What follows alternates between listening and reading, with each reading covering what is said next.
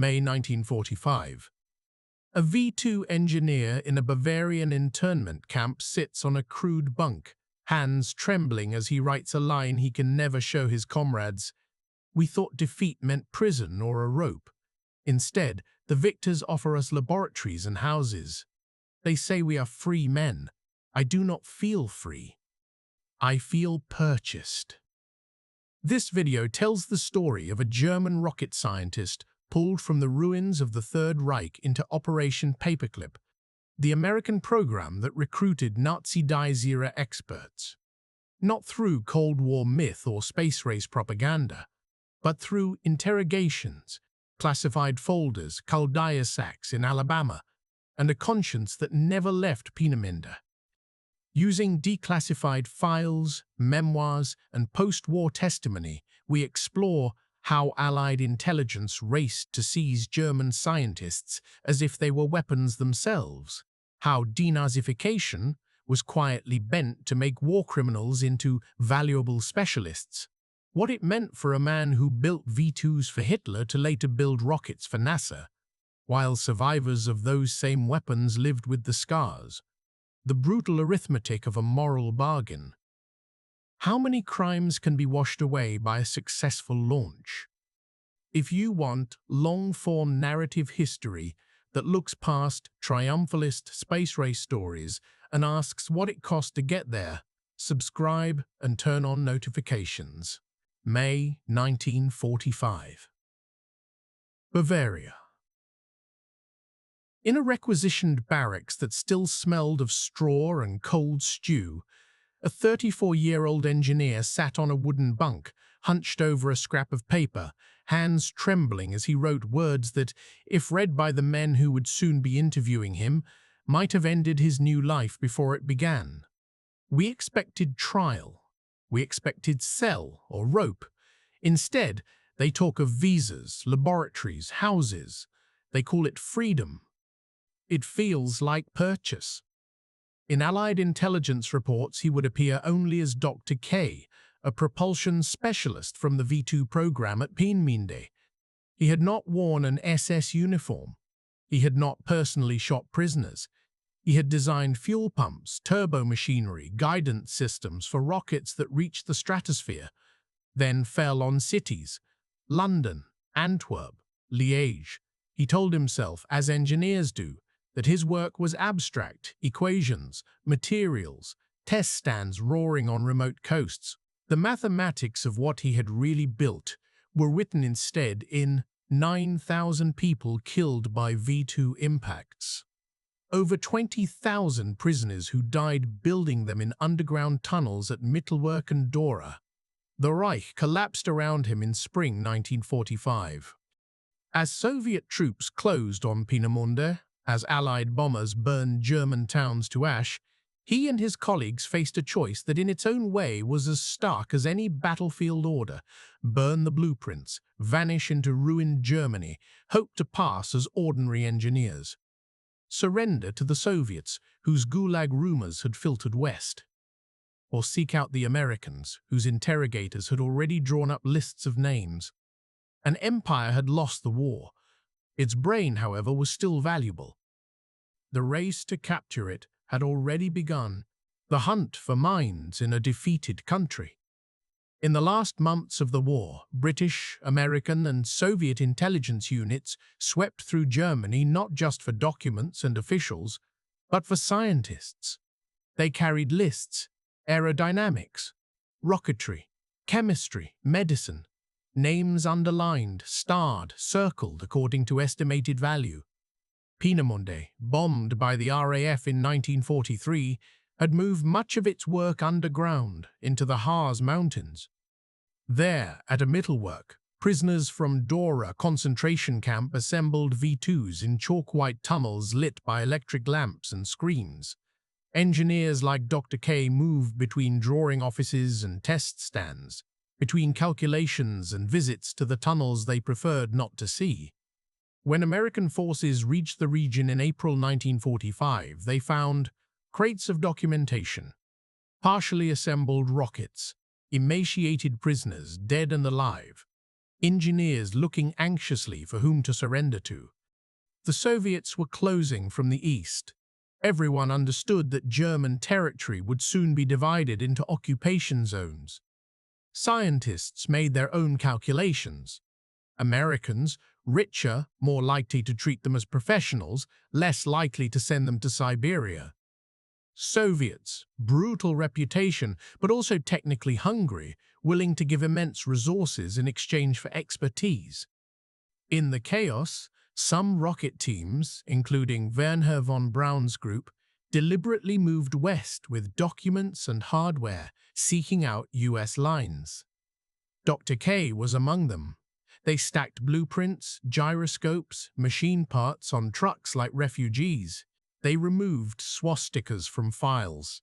They burned certain memos, especially those that mentioned SS designations and slave labor.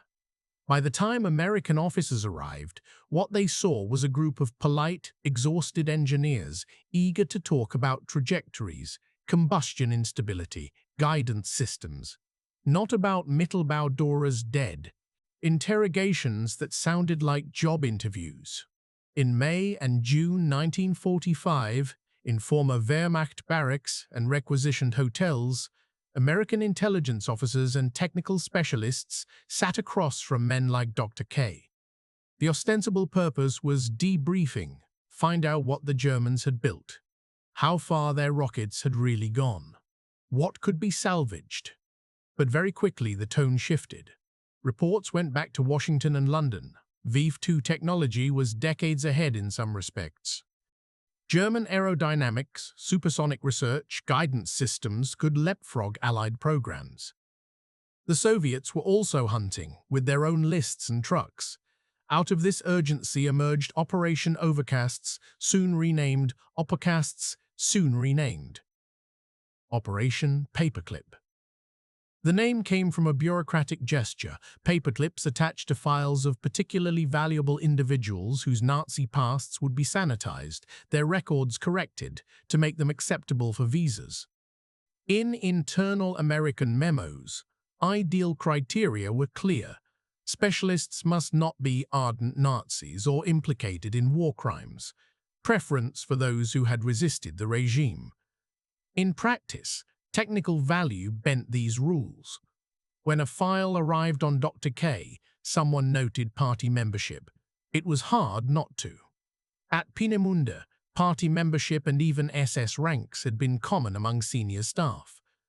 But the same file described him as key expert in turbopump design, essential for full exploitation of V2 systems. A paperclip went on. Certain pages went missing. Degrees of Nazism were recalibrated according to usefulness. To Dr. K, the process felt almost surreal. One week he was exhausted, defeated, expecting a Nuremberg-style reckoning. The next, an American colonel was explaining that he could, after screening, continue his work in the United States. "You will be helping democracy now," the colonel said. "Your skills can serve peace." The colonel did not mention that in Washington, some officials objected vigorously, pointing to Dora's corpses. Others replied in memoranda stamped SE secret that if the US did not take these men, Moscow would. The calculus was cold. Better our rockets than theirs. Better our scientists, however compromised, than theirs. Denazification bent by expediency. Across occupied Germany, Spuchkammern denazification tribunals categorized Germans, major offenders, offenders, lesser offenders, followers, exonerated. Millions filled out questionnaires listing party memberships, ranks, wartime roles. For an ordinary clerk or teacher, a tick in the wrong box could mean loss of job, property, even freedom. For scientists on the paperclip lists, the process looked different. In some cases, American officers simply rewrote their forms. SS affiliations vanished. Party roles became nominal. Accusations from camp survivors were filed and not attached to visa applications. Historians would later uncover these manipulations in archives. At the time, they were quiet, deliberate acts of policy. To Dr. K, the effect was dizzying. He remembered a camp commandant boasting, "The Führer will remember faithful service." Now, another power was offering to remember his service differently. He was told to sign a contract. He would go to the US for an initial period of 1 year. He would work for the Army Ordnance Department. He would be paid. He would, technically, be a prisoner of war for immigration purposes, though the word was smoothed over. In his diary, he wrote, "Yesterday, an Allied pamphlet showed photographs from Belsen, skeletons in striped uniforms. Today, another Allied pamphlet tells me my knowledge is a treasure. Between the two, my conscience is supposed to choose comfort." He chose, like most of his colleagues, to sign. Not because he had made peace with his past, because the alternatives were Soviet work camp, German ruin, silence, or a new laboratory, new machines, new chance to do the work that filled his mind and blanked out, for precious hours, what those machines had previously been used for. Arrival in America, freedom with a fenced perimeter. Late 1946. A U.S. Army transport ship docked at a stateside port. On board were families of GIs, crates of equipment, and a group of German scientists and engineers from the rocket program. Escorted, watched, but not shackled. They were taken to a remote military installation, Fort Bliss, Texas, with test work at White Sands Proving Ground in New Mexico. Dr. K stepped out into a landscape as alien as the moon he had dreamt of. Dust, heat, wide skies, guard towers, but also neat barracks, commissary, access to American newspapers, PX goods. He was still, formally, in the custody of the U.S. Army. But compared to bombed-out German cities, food was abundant. Clothing, tools, test stands. The same skills that had once served a collapsed Reich now served a triumphant democracy, experimenting with captured V-2s in the desert. The irony was not lost on him. He watched a sleek rocket, painted now with American markings instead of German, rise from White Sands, arc into the sky, and fall in the range. Applause in the control bunker. Officers shook his hand. "Congratulations, Doctor. This will put us ahead of the Russians." He smiled stiffly. The trajectory mathematics were familiar. So was the thump. What had changed, he was told, was purpose. No more London. Now, research. Atmospherics. One day, satellites. In the quiet of his quarters, he opened an American newspaper. There were articles about Nuremberg, about crimes against humanity, about slave labor in underground factories. Somewhere, survivors of Dora were testifying about starvation, beatings, hanging prisoners from cranes. He knew, from visits before war's end, that the tunnels where his rockets had been assembled had been fatal to thousands. He had seen men in striped uniforms, faces hollow, eyes following every movement of the engineers. Now, in Texas, no one asked too many questions about his tours of Dora. The Americans wanted diagrams, not confessions.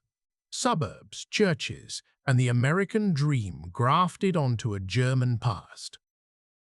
As the years passed, the initial secrecy loosened.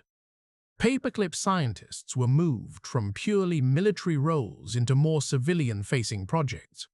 In 1950, the U.S. created a new Army Rocket Team Center at Redstone Arsenal in Huntsville, Alabama. Houses were built, streets named, schools opened. German engineers, including Dr. K, moved with their families into freshly painted suburbs. They barbecued. They sent children to American schools. Some joined local churches, sang hymns in English. From the outside, they became part of the post-war American middle class that grew on GI Bill loans and Cold War defense contracts.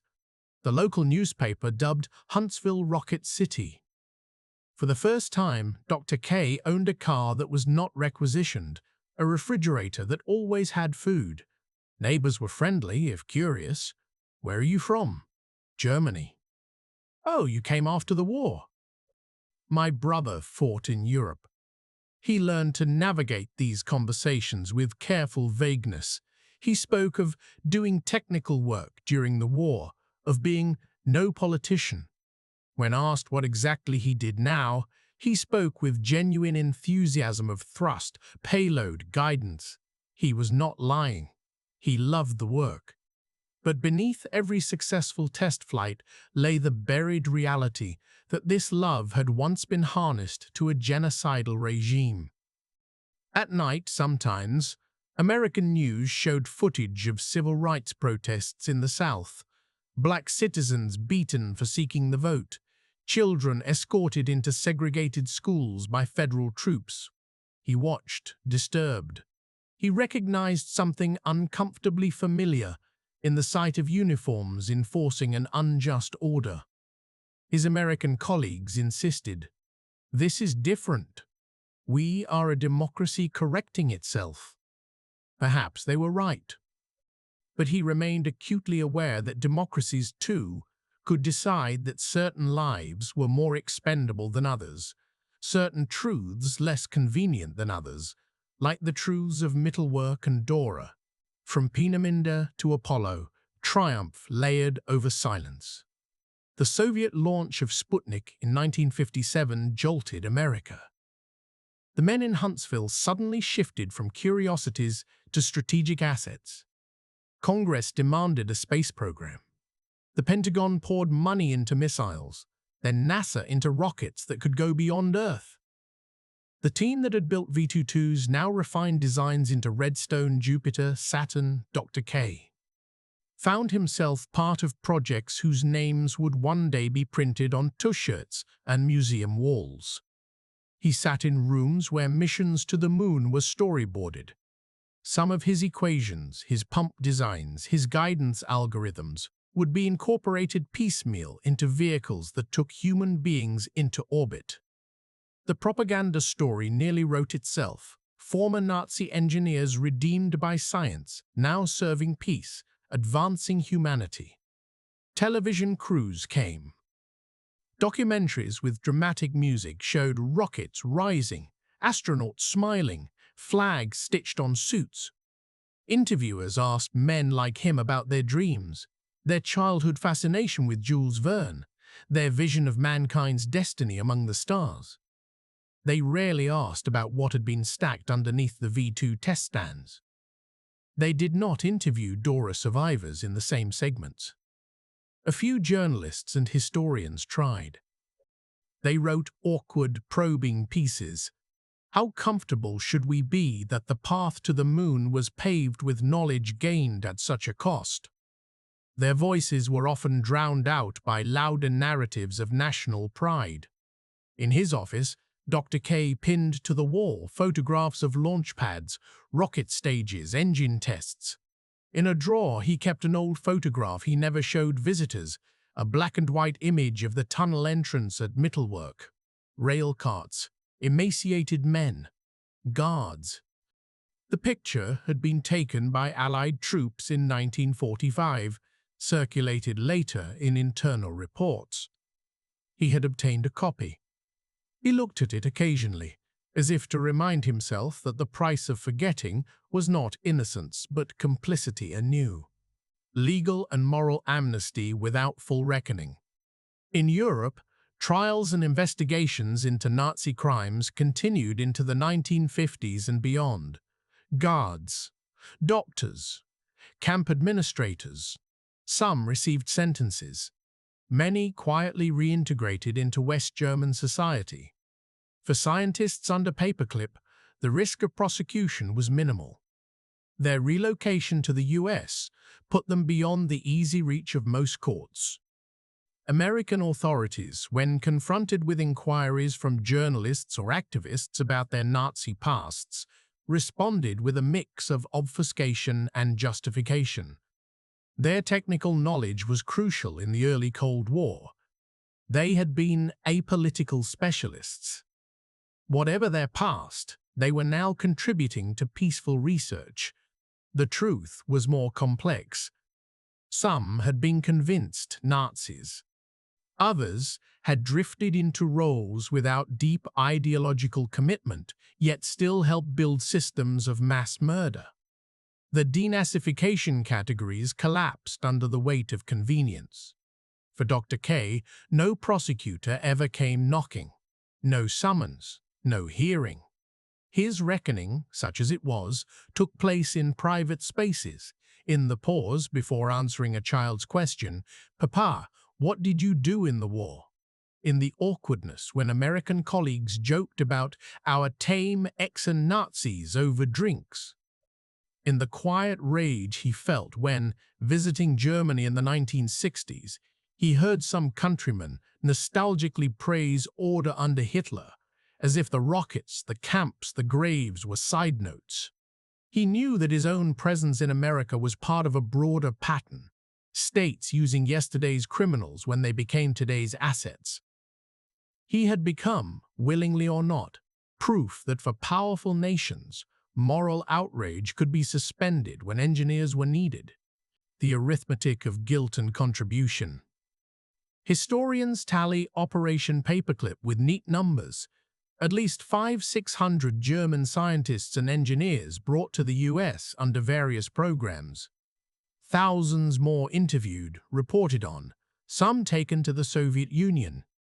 Entire fields, rocketry, aerodynamics, certain areas of medicine, jump-started by captured expertise. They also tally the costs. Tens of thousands dead at Dora, Mittelbau, and related facilities. British civilians killed by Viet Ones and Viet Twos. The way compromised figures were laundered into respectable Cold War technocrats.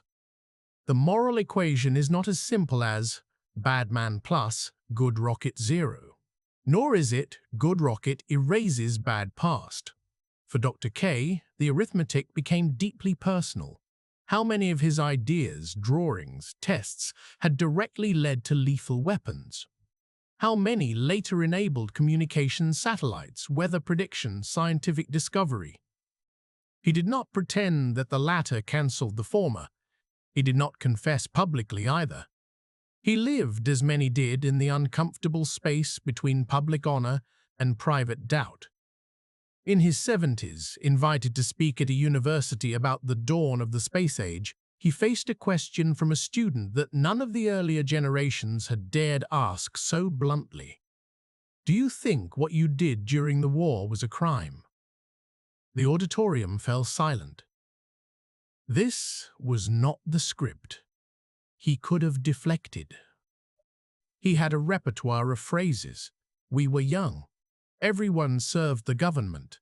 Science is neutral. Instead, perhaps out of fatigue, he answered more directly than he ever had in public, I think, he said slowly, that participating in a system that used slave labor to build weapons that killed civilians is a crime. I participated.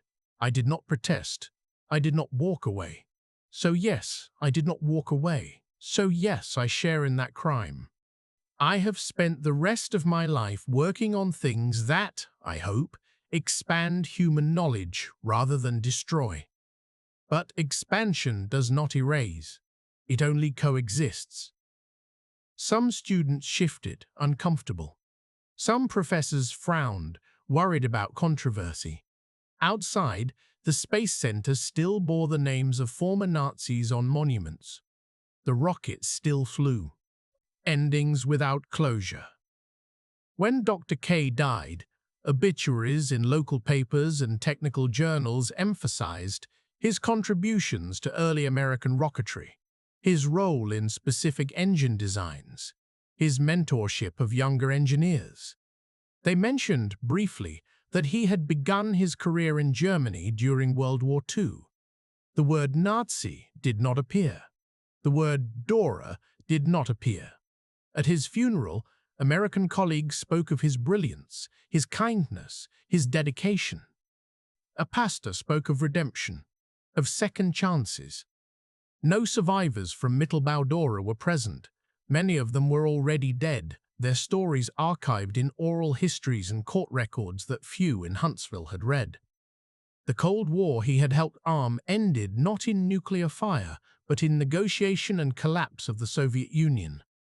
Satellites and space probes continued to launch on rockets that, structurally, owed much to designs created under the swastika. From orbit, the Earth looked borderless, beautiful, fragile. From the ground, the line between scientific glory and moral compromise remained jagged. The story of Operation Paperclip is often framed as a clever American coup in the early Cold War, a necessary evil to counter the Soviet threat. From inside one man's life, it looks different. A defeated engineer spared justice because his skills were too tempting to waste. A man who moved from dictatorship to democracy without ever fully accounting for what he built for the first, even as he contributed to the second. In his notebook, decades earlier in that Bavarian barracks, he had written, "They say we will now serve freedom. But if freedom must hire men like us, what does that say about freedom?" History's answer is not comforting. Great powers, democratic or not, will often choose advantage over purity. The rockets that carried humanity toward the moon also carried, in their metal and math, the unspoken weight of tunnels filled with slave laborers' bones. Civil life after the war for men like Dr. K was not simply a reward. It was a bargain. Exile instead of prison. Suburbs instead of cells. Laboratories instead of dock at Nuremberg. The world got its space age. He got his long, conflicted life. The dead of Dora got neither.